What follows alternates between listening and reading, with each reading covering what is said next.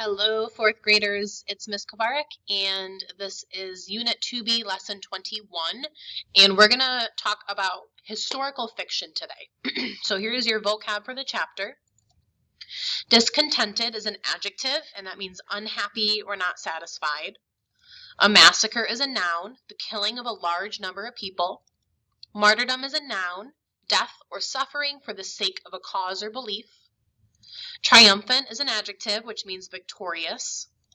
Unity is a noun, absence of disagreement. Sacred is an adjective, and that means holy. Potent is an adjective, which means powerful. Plausible is an adjective, seeming worthy of acceptance. Milestones is a noun, stones marking the distance to some place. Architectural is an adjective, relating to the design and construction of buildings. Masterpieces is a noun, and those are great works of art. Ascended is a verb, and that means to rise up or went upward. Modifications is a noun, and that means changes. Arches is a noun, and those are openings or gateways that are curved on top.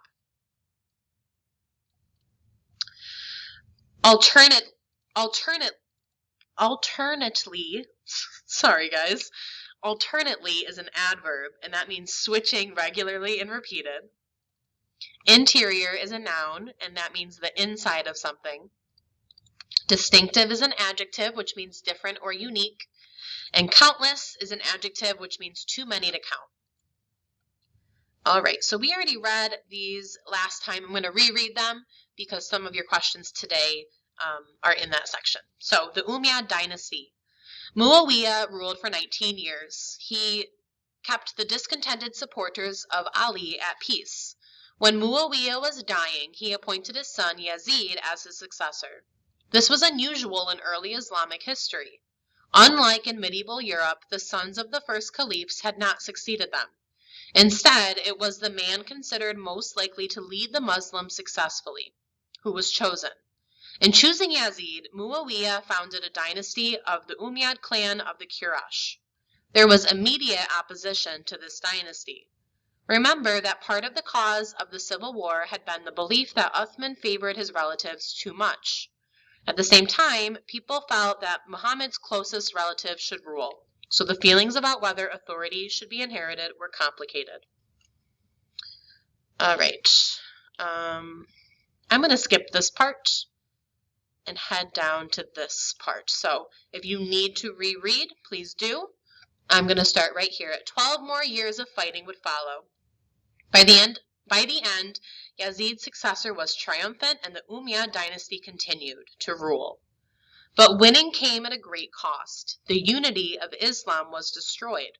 Mecca and Medina, both sacred towns, had been attacked in the civil war, and the Shiite supporters of Ali would never forgive the Umayyads for killing al-Husayn.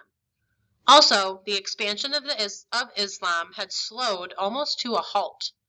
The Muslims had been too busy fighting one another to conquer new territory. Remember, Islam was still very new. It had only been 60 years since Muhammad had died. In that time, the growth of the Islamic Empire had been extraordinary. Many had converted, and old empires had been destroyed. It is easy to forget that, at the same time, the Muslim people were trying to decide who should lead them and why, both in politics and religion. Given the disagreements among the Muslims, it is all that much more remarkable that they were so successful.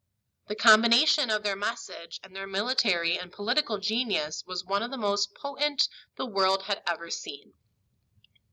This is an Umayyad castle, and this map is showing the dark green are the conquests of Muhammad. The medium green are the conquests from 632 to 661. The light green is 661 to 750, and the red is the Byzantine Empire. The Umayyad Caliphate, which ruled the Islamic Empire for almost 100 years, was the first dynastic caliphate of the Muslims. Under it, the empire expanded to its greatest extent, reaching as far as Spain in the west and India in the east. The Umayyads moved the castle of the Islamic Empire to Damascus in Syria. It was an ancient city in a more central location than Medina. Islam had become a world power, and remaining in Arabia was no longer plausible. This is another part of that map. Sorry, usually it's side by side in your reader, but we've got two different sides. The Umayyads also started making their empire Arabic. Up to this point, the countries they had conquered continued using Greek, Latin, or Persian as their main languages. Little had changed in government or daily life as a result of the invasions. The Umayyads changed that. They made the official language of the empire Arabic. Following old Roman practices, they built and renovated roads across their empire, and they created milestones in Arabic showing the distance to major cities and describing the improvements they have made. For the first time, the Islamic caliphs also built architectural masterpieces. These would continue to be built in the Islamic classical age. This is the Dome of the Rock. Toward the end of the Islamic Civil War, the Umayyad Caliph Abd al-Malik built the Dome of the Rock in Jerusalem. It is one of the oldest Islamic buildings and Islam's first great masterpiece. Muhammad was believed to have ascended to heaven during his lifetime in an event called the Night Journey. Muslims disagreed over whether this event occurred in Mecca or in Jerusalem. The dome is a shrine that some Muslims in later centuries, and most Muslims today, have identified as marking the location from which Muhammad was believed to have ascended. The dome combines architectural styles from different parts of the Islamic Empire. The structure followed a Byzantine model, but the tiles were brought from Persia. The result was something completely new that changed over the centuries. This is a prayer hall at the Mosque of Cordoba. The Mosque of Cordoba, later converted into a Catholic cathedral, was built by the Muslims when they conquered Spain. Construction began in 784 CE, and the final modifications were completed 200 years later. The mosque is famous for its 856 pillars that have been compared to rows of palm trees. The pillars are arranged in a series of double arches that were an architectural innovation, allowing for high ceilings. A double arch consists of a lower horseshoe arch and an upper semicircular arch. So you can see that here, the double arches. Wedge-shaped elements in these arches are colored alternately red or white, giving the interior of the mosque its distinctive appearance. The massive dome is decorated with blue tiles and countless numbers of stars. This is a map of the world created during the Islamic classical age. All right, number 1, it is common both in the Islamic Empire and medieval Christian countries to pass leadership from parent to child. Number 2, which statement is not true? Number 3, Ali's son led the opposition to the Umayyad dynasty after the death of Muawiyah. Number 4, Medina and Mecca are significant towns for Muslims in the early days of Islam. Number 5, why did the expansion of Islam slow almost to a halt?